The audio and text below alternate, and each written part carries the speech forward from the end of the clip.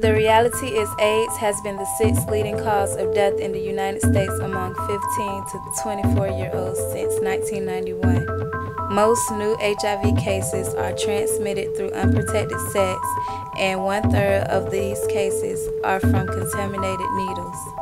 There are myths teens believe about contracting HIV, such as casual contact like hugs, handshakes, or kissing an infected person, sharing of drinking glasses, coughing, or sneezing.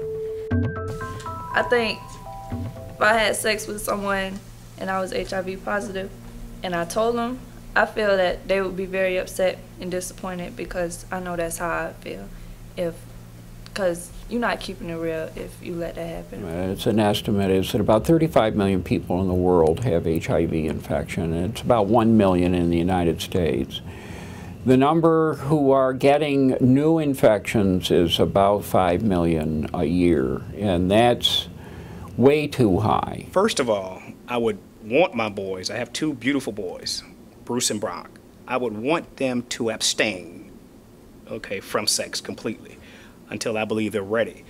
However, being realistic about things, I would tell my boys to make sure, if something was to happen, make sure you protect yourself at all times. And protecting yourself consists of wearing condoms. The media portrays AIDS as a bad thing, something to stay away from, something that's not good for you.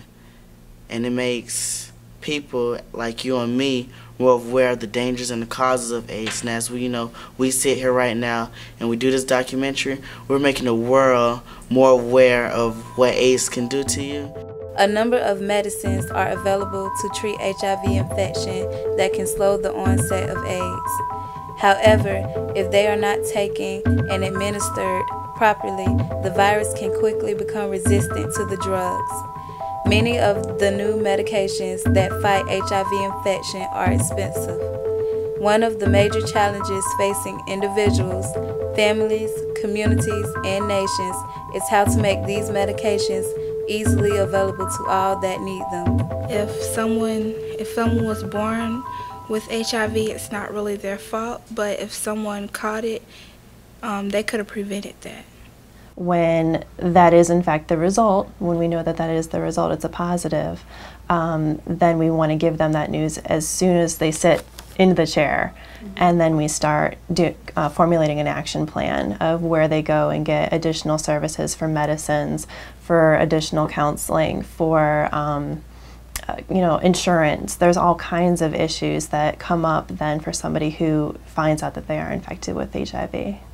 If one of my closest friends had HIV, they're still the same person to me, and it wouldn't change my relationship with them, because no matter what's going on the inside, they're still the same to me. Parents who are well informed about how to prevent HIV and who talk to their children regularly about sexuality play an important part in HIV/AIDS prevention. To help a family member with AIDS, I would just probably comfort them and tell them that it's okay, it's not the end of the world. People that end up in the hospital have already been through a couple of cycles of being well and being sick. What I hear from fellow doctors that I work with is that yes, patients are afraid to come into the clinic, and they are afraid to talk about it because they don't want to be labeled as having HIV. And just walking into a clinic or a doctor's office has a stigma of being sick. So there are a lot of patients that don't want to talk about it to nutritionists, to social workers, and to doctors. To slow the spread of HIV, basically just keep people informed, let them know what can happen, tell them, protect yourself. What challenges remain? Two things that I think stand out. One is we don't have a vaccine.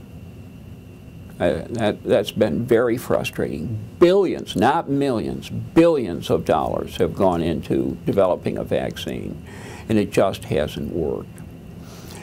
And the second is we can't cure the disease. So when I say we can treat it, we can stop it, but we can't get rid of it. So now how do you see the disease? How are you going to make a difference? I know firsthand what it's like to have a family member with AIDS. My cousin, she had AIDS for over 10 years, it was hard struggling with AIDS. I mean, it came to a point where she didn't even want to take her medicine. I mean, I think if she was more educated about the disease, you know, she probably would have lasted even longer. She would have lived longer. It's like really hard. We missed her a lot. And she was just a beautiful person. And it's, I mean, her partner, I don't even think her partner that she got it from really knew that he had AIDS until like later on. So it's really sad that she had to die at 33 years old.